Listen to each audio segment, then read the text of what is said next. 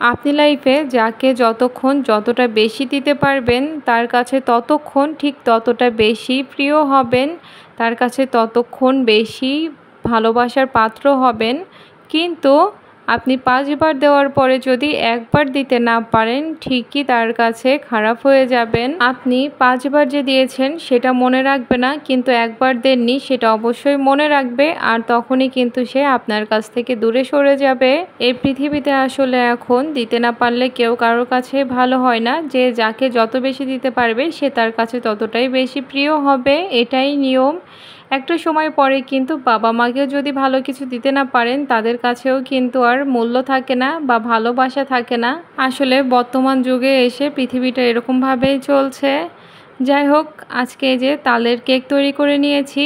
তালের সিজনে কে কে তালের কেক তৈরি করেছেন, না করে থাকলে অবশ্যই একবার হলেও ট্রাই করবেন।